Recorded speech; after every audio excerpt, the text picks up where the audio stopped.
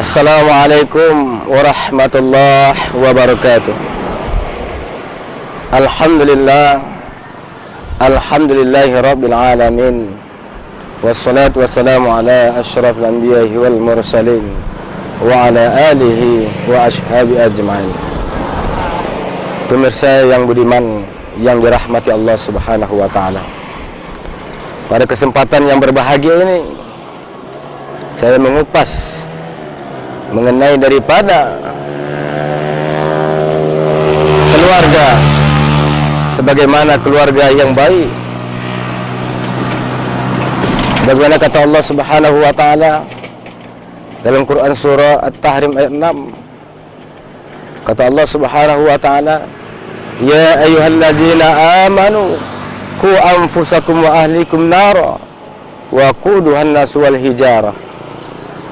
Wahai orang-orang yang beriman, peliharalah dirimu dan keluargamu dari azab api neraka Allah, yang sesungguhnya bahan api neraka Allah yaitu manusia dan batu. Maka oleh karena itu, dengan adanya perintah Allah Subhanahu wa taala ini, dianjurkan buat kita menjaga diri kita dan keluarga kita, untuk senantiasa selalu kita bermawas diri dalam kehidupan kita.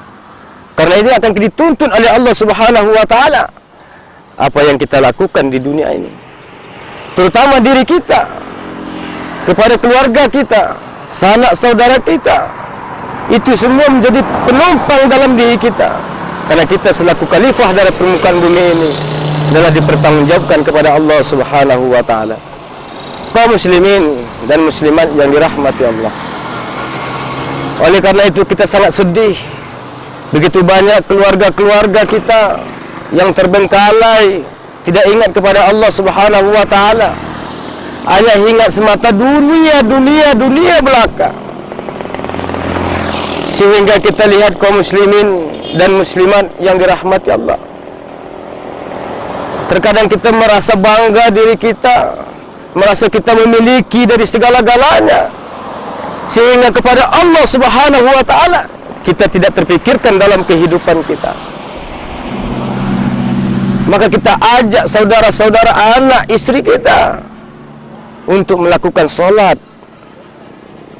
Karena baiknya solat kita yang kita lakukan, akan baik pula amalan-amalan segala-galanya yang kita perbuat dalam permukaan bumi ini.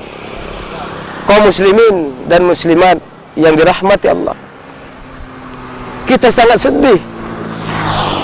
Para jiran tetangga kita, para saudara-saudara kita, terutama anak istri kita, kurangnya kita perhatian terhadap mereka, sehingga hilang ingatan ia kepada Allah Subhanahu wa taala.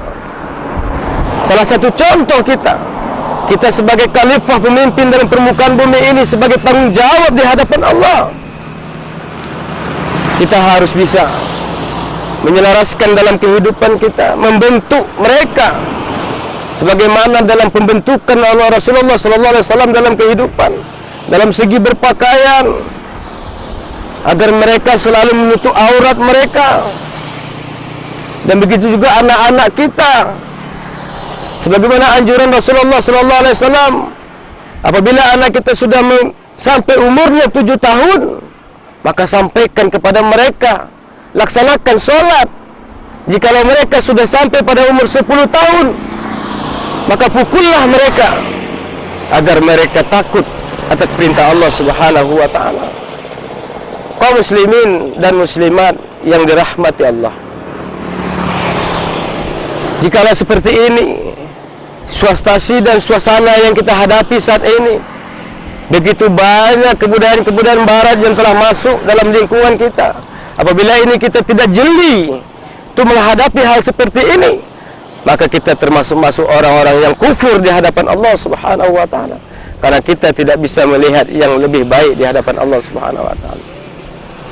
Maka oleh karena itu, kaum muslimin dan muslimat yang dirahmati Allah, kita selaku khalifah pemimpin di dalam keluarga, oleh karena itu kita harus mantapkan jati diri kita, harus mantapkan untuk kemampuan kita untuk mengelola segi apapun bentuknya dalam kehidupan agar mereka selalu ingat kepada Allah Subhanahu wa taala.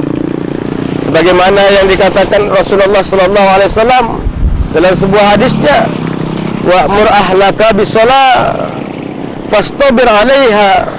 Perintahkanlah keluargamu untuk melakukan salat dan bersabarlah kamu untuk mengerjakannya.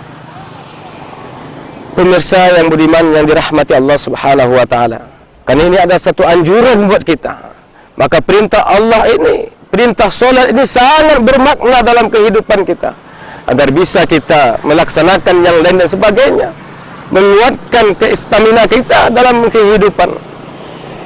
Maka saya mengajak kepada saudara-saudara kaum muslimin yang dirahmati Allah, mari kita lengkapi dalam kehidupan bukan hanya setakat kemampuan duniawi, tetapi kita diiringi dengan kemampuan untuk menghadapi kepada Allah Subhanahu wa taala.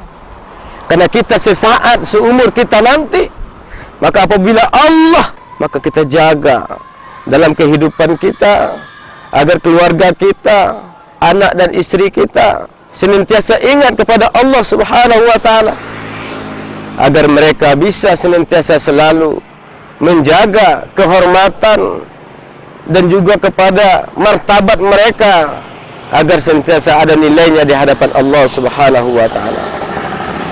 Pemirsa budiman yang dirahmati Allah, kita berharap kepada Allah Subhanahu wa taala dengan adanya kesempatan umur yang tersisa ini, kita mampu hendaknya menggodok, mengelola dalam keluarga kita agar mereka senantiasa di jalan Allah Subhanahu wa taala menurut kemampuan kita, agar kita bisa menjadi orang-orang yang soleh dan solehah di hadapan Allah Subhanahu wa taala.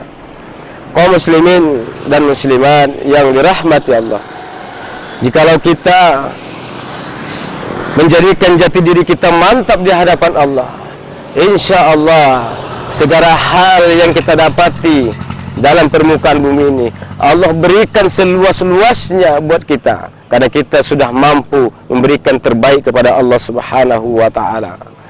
Sebagaimana Allah Subhanahu wa taala mengatakan, barang siapa yang banyak bersyukur kepada Allah, maka aku tambahkan kehidupannya lebih baik, dan apabila ia tidak mensyukuri atas nikmatku, maka terimalah azab dari Allah Subhanahu wa taala.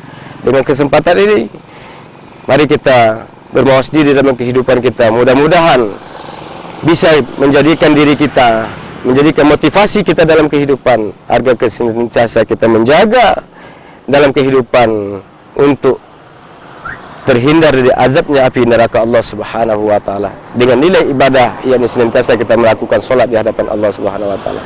Mudah-mudahan kita menjadikan orang senantiasa dekat kepada Allah Subhanahu wa taala. Amin ya rabbal alamin. Billahi taufiq wal hidayah.